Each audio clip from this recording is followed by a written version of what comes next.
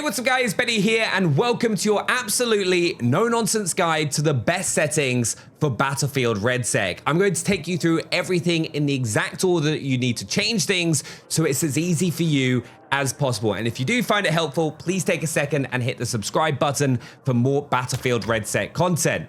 Now let's hop straight into the settings, and the first thing you're going to do is turn menu narration off and then scroll down to Tinnitus SFX volume and set this to 50. Now, one thing to note is multiple settings turn up in multiple different menus throughout this process. I don't know why it's like that, but Battlefield have seen that is the best way to do things. It is very confusing, but you can tell if you've adjusted something or not by there being a little white square on that menu. So keep an eye out for that if you're questioning if you've changed something or not. Otherwise, it gets really confusing. We're then going to scroll down and go to color profiles. This is one of the most important things to change, in my opinion. You're going to go here and change this to custom.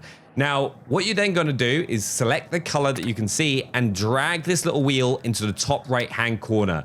This is going to make that color as vibrant as it can possibly be in game, making it a lot easier to spot. It also looks a lot nicer. And then you can just go through and adjust this. So when you see your squad, it's going to be a brighter kind of green or yellow. Now, I will say something. I am colorblind. Like here, it's going to be the most vibrant red. So it stands out against the scenery in the background. So you're going to be able to line up those shots that little bit easier. It does take a little bit of time just to kind of go through, just because it doesn't, when you release it, it doesn't just naturally close. So a little trick as well, if you want to speed it up, just move your mouse up or your controller, and then it's going to shut that across. But change these. It's really, really important. Then you're going to press B, and it's going to take you back to the top of the menus again. And so you're going to scroll down, go to world brightness, and change this to 40. The game, by default, is way too bright. So just drop this down, and it's going to be a lot easier for you to see everything. Then you're going to click camera effects, and you're going to go world motion blur to 0, weapon motion blur to 0, infantry HUD motion off, camera shake amount to 50, chromatic aberration off, and infantry crosshair projection is also off. And we're going to leave that menu. Scroll down all the way again, and then you're going to head to controls. Now, there's a couple settings here you really want to change. Double tap crouch for sprint slide. I have this as off, so I'm then just able to kind of just tap as normal. So you can press it once. Makes it similar to Warzone if you've played that in the past. Very important setting though that everyone needs to make sure that they have. Interact and reload. You want this to have as prioritize interact. This means you have full control of your character in game. So if you want to open a door or take a zip or anything like that, you're going to do that first rather than reloading. And then if you always want to reload, you can then just hold your reload button to perform the reload. It sounds silly, but it really does help. And those are the only things you need to make sure that you've got set in this menu. Then we're going to scroll back down again, controller vibration, have this off. I have no idea why or who plays with controller vibration on, but just in case, turn that off. And those are all the settings you need to change in the accessibility tab. We're then going to go to gameplay. Right, next, hold/toggle. You're going to go into here. And like I said, menus all over the place pop up. Like this is also here. No idea why, but we can always see if we've changed something in the menu thanks to that square. Then we're going to scroll further down, and you're going to go to infantry aim sensitivity. Now, I would recommend to have this as a 35. This is a real controllable sensitivity when you're playing controller. It's not too slow. It's not too fast. It is what I think the majority of players should be using, especially if you're new to Battlefield Redsec, and it's what I personally use. Super easy to use. Double tap crouch to sprint side once again for the 3rd time. Have that off. Parachute auto deploy. Have this tethered only. And then peak type. You want this disabled. Now, peek was like a really cool feature they talked about. It's like, oh, if you go to cover, you can peek over edges or peek around the side. Don't have that. You're better off manually controlling it by going to crouch and standing and being able to like kind of jiggle peek. You don't want to just be randomly locked in to a movement. Makes you easier to hit. It's not a good option. Turn it off. You're going to have far better control. Then change all these settings to this. Then aim assist. Have as infantry aim input curve, Battlefield 1, Battlefield 4, but we'll go more into this once we get to the controller section of the video where we can go into even more detail. Then we're going to click HUD, infantry HUD motion off, vehicle HUD motion off, 0, have all these on, and then we're going to go to advanced HUD and icon settings, and there's a few things you want to change here. Big map opacity, have that as 85. Then we've got squad nearby, on, off, off. These are all kind of defaults, and this is where we start changing things. First of all, icon intensity, have this as 60.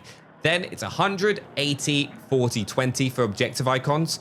Friendly icons, 100, 60, 40, 100, 60, 40, 100, 60, 40, 100, 60, 40, 100, 100, 100, 100, 60, 40, 100, 100, 100, 50, 10, 100, 100, 50, 10, 67, now 20. Now, this does seem like a lot, but once you've adjusted these settings, when you're in situations in Redsec where you've got like a mission objective, that's going to fade away when you're ADS and not cover an opponent up. Like, it is so crazy how sometimes like an objective icon or a vehicle icon just gives an opponent, makes it hard to spot an opponent. These settings stop that from happening. So when you ADS, those icons are going to fade away. It is super, super helpful. Then we're going to scroll to Minimap. Now, this is one of the biggest tips I can give you for your settings. Set your minimap size to large so you've got more minimap space. Super key. All these are by default. And then view distance on foot, I set to 300. This means I can spot red dots on the minimap further away. So I can know if an enemy is nearby, if they're firing an unsuppressed weapon or they've popped up on a UAV before someone that has it on default. Yes, you don't have as close like kind of precision when you're kind of at close up, but that's why we've got the large minimap. If it's too far for you, you can set it to 250, but the default is 160, which is absolutely insane. So 300, I think, is best, and I set that for all of them for me personally. Compass, very, very important. Crosshair intensity, then go and set this to 85, and then infantry crosshair projection is off. Then hit indicator intensity, I set this to 70, and then I adjust my headshot color to a green. Same way that we did it earlier with this. Just go there, choose a color that you like, and then do that, and then you'll be able to know when you're hitting headshots, so you can adjust your shots when firing so that you hit your target and get a faster TTK overall. Really, really helpful. And then the rest of these are all default. Then we do nothing in campaign, but we're gonna head to controller and then press Y to edit our settings. Now, this is potentially one of the most confusing bits because there are so many options, but we're gonna go into control settings first. 35 for infantry aim sensitivity, which we already set. Field of view, I play at 110. This is what I think works best. I can see what's happening in my peripherals. I can still hit my shots consistently. You don't need 120. I personally wouldn't recommend it. 110 is the sweet spot. Infantry aim input curve, we have as BF1, BF4, but then you need to also set your stick input acceleration presets to BF4, BF3, Battlefield Bad Company, and then set your aiming left and right acceleration to 12.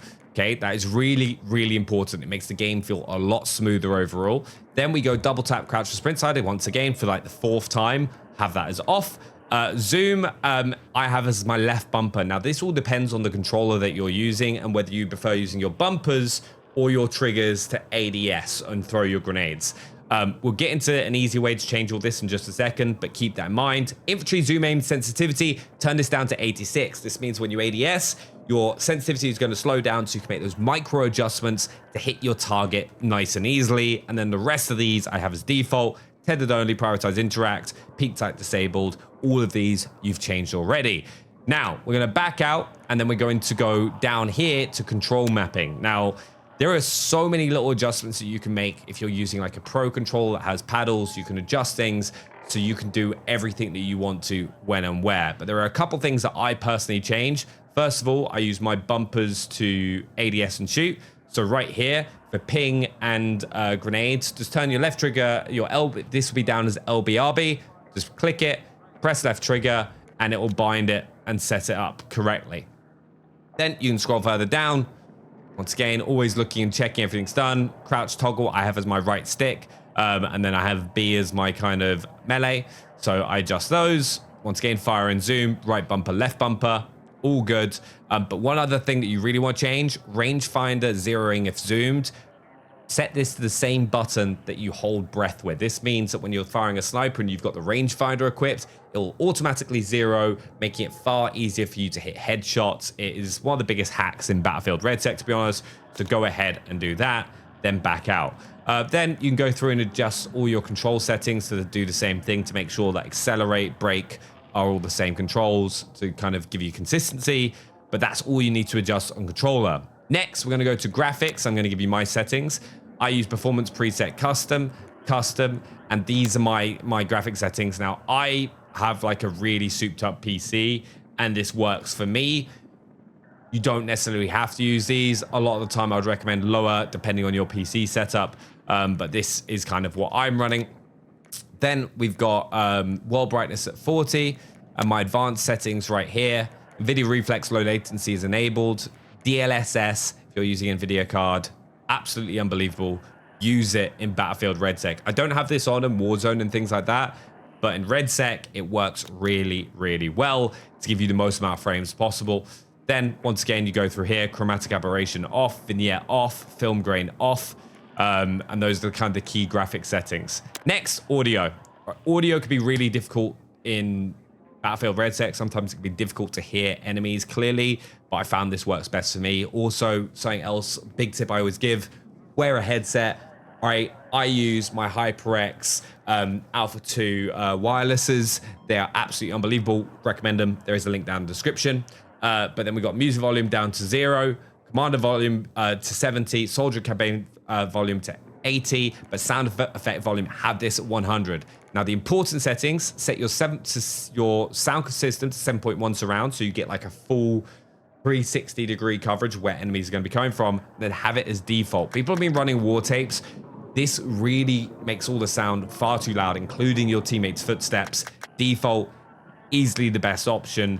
And those are all the settings that you need to change. Like you can go into like your system settings and kind of adjust things like this. So like you can go even more detail into your minimap settings. Like they are so confusing, but I hope this no-nonsense guide helps you set your settings up correctly. Subscribe if you're new, and thanks for watching. I'll see you next time.